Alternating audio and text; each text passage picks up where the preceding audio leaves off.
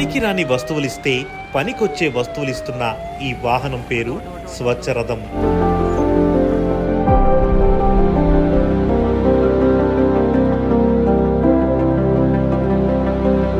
ఊర్లో మా చేపర్లు ఉన్నారంటే తొక్కు తోప తుడిసి రోడ్లు గీట్లు తుడిచేసి శుభ్రంగా చేసేవారు. మీరు వచ్చారు, ఏదో వాటికి కాయలు గీయలు అన్నీ తయారు చేసి ఏదో పావలా బేడ వచ్చిన కాడికి కేజీ అంత అని ఇస్తున్నారు. ఇవాళ ఓ తెపాలు ఇచ్చాను, ఒక కత్తి ఇచ్చాను, ఓ మిర్చి గిన్నె ఇచ్చాను, 4 సీసాలు ఇచ్చాను. ఇప్పుడు మీరు వస్తే మాకు ఏదో కలిసి వస్తుందంటే మేము ఎందుకు పారేస్తాం? అది ఆ చెత్త గిత్త అంతా శుభ్రం చేసి దగ్గర జాగ్రత్త పడతాం. మంచిదే కదా, అభివృద్ధి చేసినట్టే కదా. ప్రతి గ్రామాన్ని పరిశుభ్రంగా ఉంచేందుకు ముఖ్యమంత్రి చంద్రబాబు నాయుడు గారు ఈ వినూత్న కార్యక్రమాన్ని ప్రారంభించారు.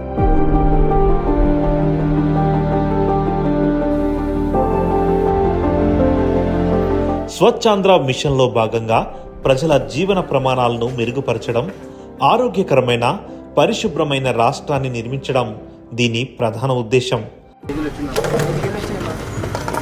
పేస్టులు, సబ్బులు, షాంపూలు అన్నీ ఉన్నాయి. మీకు కావాలి?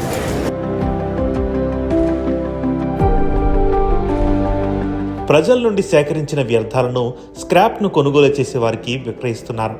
తద్వారా పల్లెలను శుభ్రంగా ఉంచుతూనే వ్యర్థాల నుండి సంపదను సృష్టిస్తున్నారు. ఈ కార్యక్రమానికి ప్రజల నుండి విశేషమైన ఆదరణ లభిస్తుంది.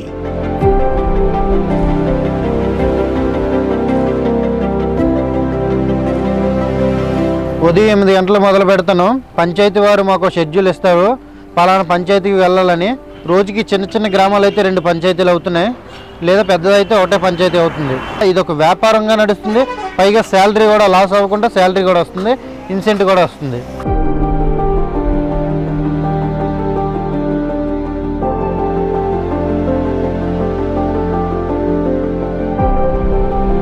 ఈ కార్యక్రమం ప్రారంభమైన తర్వాత గ్రామాల్లో శుభ్రత స్థాయి పెరిగిందని, స్వచ్ఛ రథాలు ఎప్పుడు వస్తాయని ప్రజలు ఎదురు చూస్తున్నారంటున్నారు గ్రామ సర్పంచ్ మరియు సెక్రటరీ.